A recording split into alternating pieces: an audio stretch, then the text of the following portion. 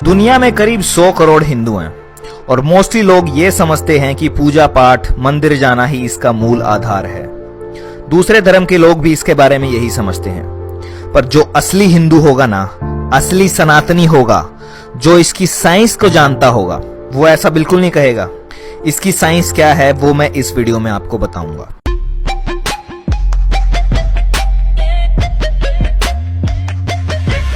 इसकी साइंस इतनी गहरी है कि दुनिया भर के बड़े बड़े क्वांटम फिजिसिस्ट, मॉडर्न साइंटिस्ट ने हिंदुइज्म के वेद उपनिषद पढ़े हैं, अध्ययन किया है, जिसमें एल्बर्ट आइंस्टाइन से लेके Niels Bohr, Erwin Schrödinger, Werner Heisenberg और निकोला टेस्ला का नाम भी आता है।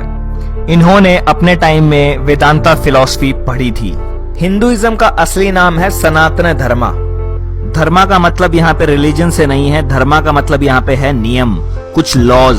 उन लॉज के बारे में बात कर रहा है जो फिजिकल नहीं है, बट उनके हिसाब से सबकी लाइफ गवर्न होती है। हिंदुइज्म तो नाम इसलिए पड़ गया क्योंकि ये दुनिया की सबसे पुरानी सभ्यता से शुरू हुआ था, इंडस वैली सिविलाइजेशन, सिंधु घाटी सभ्यता, जो कि एक नदी के किनारे थी जिसका नाम था सिंधु नदी। और क्योंकि यहाँ रहने वाले लोग हिमालय और इंदु सागर, इंडियन ओशन के बीच में जो लोग रहते थे, उनको बाहर वाले लोगों ने हिंदू बोलना शुरू कर दिया, तो वहां से नाम पड़ गया हिंदुइज्म।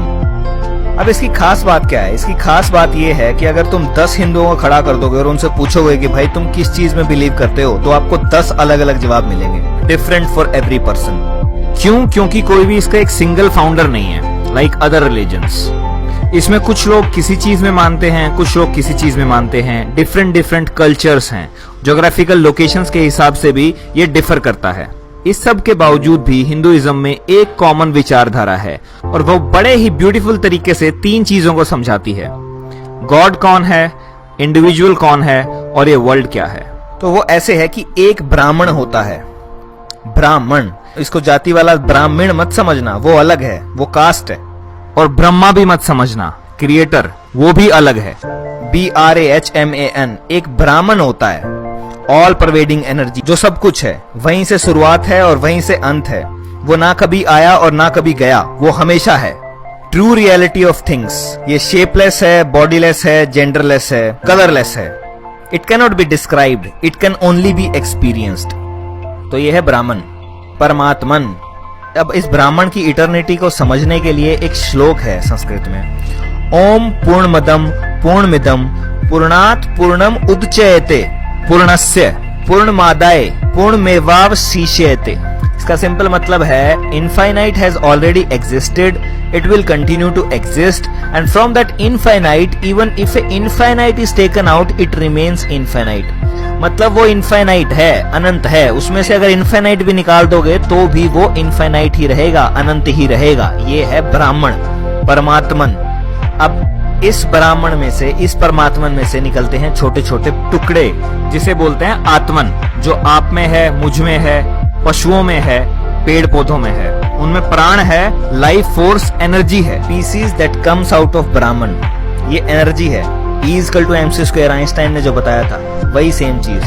अब ये आत्मन एंटर करता है माया में। माया मतलब प्रकृति। ब्राह्मण सोर्स ऑफ क्रिएशन है और प्रकृति primordial matter and activating energy है, यानी कि नेचर और क्रिएशन इटसेल्फ। पुरुष प्रकृति, Shiv Shakti, cosmic father, cosmic mother, जगत पिता, जगत माता, masculine principle and feminine principle. पुरुष क्रिएशन का सोर्स है और प्रकृति खुद क्रिएशन है। अब ब्राह्मण से प्रकृति निकली है, ब्राह्मण से माया निकली है। ब्राह्मण इनफाइनाइट है, माया भी इनफाइनाइट है, पुरुष इनफाइनाइट, प्रकृति भी infinite. That infinite proceeds from the infinite. अनंत से ही अनंत निकलता है, and it still remains the Brahman, still remains infinite. तो Brahman is infinite, universe is infinite. अब ये यूनिवर्स जो ये क्रिएट हो रखा है, प्रीमोडियल मैटर, ये माया है, ब्राह्मण की माया, या कह लो शिव की माया। अब आत्मन को बॉडी मिली है, तो आत्मन ड्राइवर है और ये बॉडी एक कार की तरह है। एक कार नहीं चल सकती विदाउट द ड्राइवर, समझ रहे हैं? सिमिलरली इस बॉडी नहीं चल सकती विदाउट द आत्मन। आपने पढ़ा होगा, energy can neither be created nor be destroyed, it can only convert from one form to another. ये वही एनर्जी है, वही आत्मन है। जब ये माया में या प्रकृति में एंटर करती है तो ये मैटर एक्वायर कर लेती है, बॉडी एक्वायर कर लेती है। Atman is surrounded by a physical structure called body. अब आत्मन अपने आप को रिवील करती है कॉन्शियसनेस के थ्रू, चेतना के थ्रू, और ये कॉन्शियसनेस या चेतना इंटरेक्ट करती है बॉडी के साथ, बॉडी इंटरेक्ट करती है माया के साथ, प्रकृति के साथ। और ये इंटरेक्शन होता है 3 तरीकों से, या सात्विक गुणों से, या राजसिक गुणों से, और या तामसिक गुणों से। हर इंटरेक्शन में कर्म जनरेट होता जाएगा। अच्छा सोचोगे, अच्छा करोगे तो पॉजिटिव कर्म जनरेट होगा, और बुरा करोगे, बुरा सोचोगे तो नेगेटिव कर्म जनरेट होगा। अब ये जो आत्मन है, एनर्जी है, इसके लिए श्लोक है जो गीता में कृष्ण ने बोला है, नैनम छिदंती शस्त्राणि नहनम दहती पावक, न चैनम क्लदयन्ते आपो न शोषयति मारुत। ना शस्त्र आपको काट सकता है, ना अग्नि आपको जला सकती है, ना जल आपको गीला कर सकता है, और ना ही हवा आपको सुखा सकती है। आत्मा अमर है, अजर है, सर्वज्ञ है, सनातन है। जिस तरह से हम कपड़े बदलते हैं, उसी तरीके से आत्मा एक शरीर छोड़कर नया शरीर धारण कर लेती है। और जब ये आत्मन माया में एंटर करता है तो इस माया के अंदर आपका साइकिल स्टार्ट हो जाता है कर्म का। मतलब इस रेक्टेंगल के अंदर लिखा हुआ है लॉ ऑफ कर्मा। मतलब आत्मन ने यहाँ पे एंटर किया और उसका कर्म साइकिल स्टार्ट हो गया। यहाँ से ये आत्मन ने माया में एंटर किया, यहाँ पे जन्म हुआ, birth, disease, old age, death, birth, disease, old age, death, birth, disease, old age, death.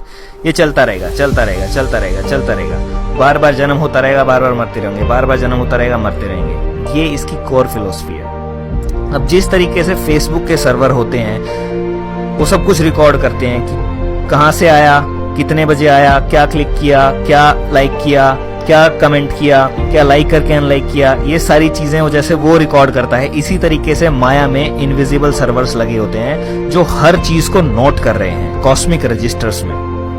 आपका एक एक कर्म नोट होता है, रजिस्टर्स में चढ़ता जाता है, पॉजिटिव और नेगेटिव का बैलेंस बनता चला जाता है। जब शरीर की मृत्यु होती है, उस समय आत्मा का जो भी विचार रहता है और उसके कर्म कैसे थे, उसके हिसाब से अगला जन्म डिसाइड होता है।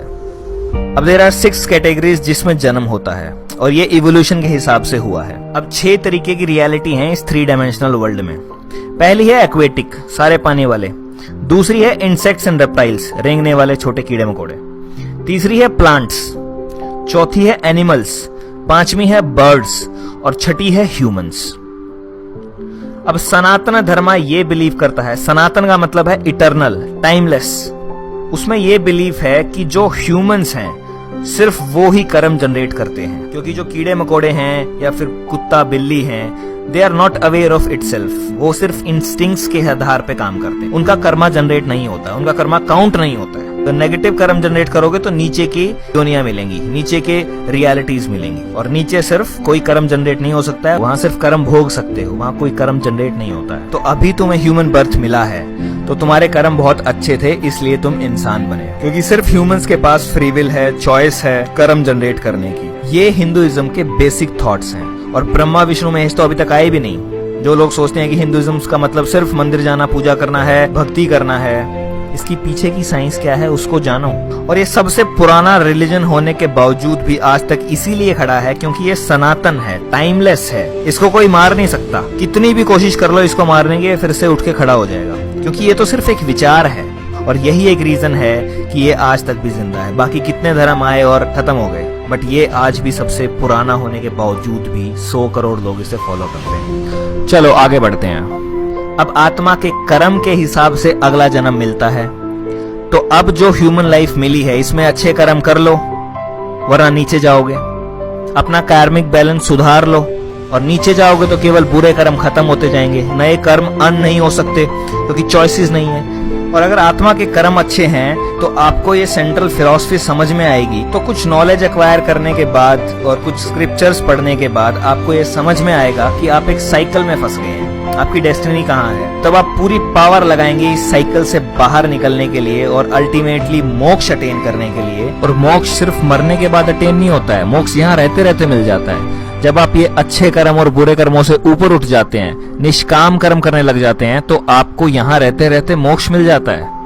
आपको ये रियलाइजेशन हो जाता है कि आप आत्मा हैं, और ये रियलाइजेशन हो जाता है कि आत्मा ही परमात्मा है। अद्वैत वेदांता के अकॉर्डिंग तत्त्वम असि, दैट दो आर्ट, मतलब आत्मन इज ब्राह्मण, आत्मा ही परमात्मा है, उसी का हिस्सा तो है, वही तो है। और मोक्ष अगर मिल गया तो आप वापस चले जाएंगे ब्राह्मण के पास, जहां से आप आए थे, परमात्मन के पास, which is the reality of all human beings. But हर कोई इस चीज के लिए अवेयर नहीं हो सकता। जो अवेयर नहीं हो सकता उनके लिए endless cycle of birth death चलता रहेगा। अब ये क्यों हो रहा है? बिकॉज दिस संसार, this world is a Maya, temporary material reality which confuses आत्मन। ये माया आत्मा को कंफ्यूज कर देती है, और ये टेम्परेरी मटेरियल रियलिटी है, ये सच्चाई नहीं है। माया का मतलब है दैट विच इज नॉट, जो है ही नहीं। और जो लोग इसे नहीं समझ पाते वो राजसिक और तामसिक कर्मों में बंध जाते हैं और अल्टीमेटली कोई मुक्ति नहीं मिलती उन्हें।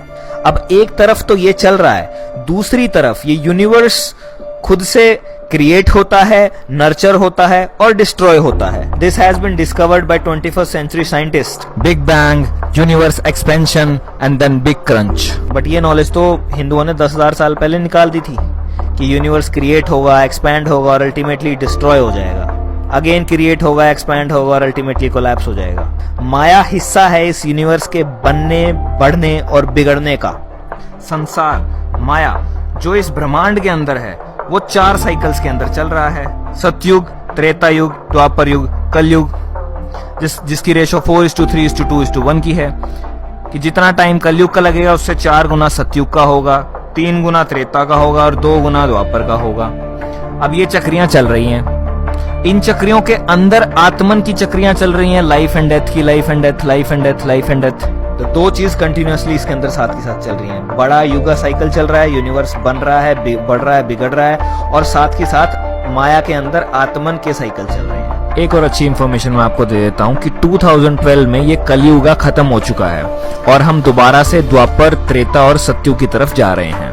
और जो ये टाइम है 2012 से 2032 का, ये अवेकनिंग का टाइम है, जिसके अंदर इस प्लैनेट के ऊपर कॉन्शियसनेस के अंदर बहुत तगड़ा शिफ्ट आ रहा है, जिसकी वजह से लोग अवेक हो रहे हैं और लोग रियलाइज कर पा रहे हैं कि वो एक्चुअली में क्या है, आत्मन है।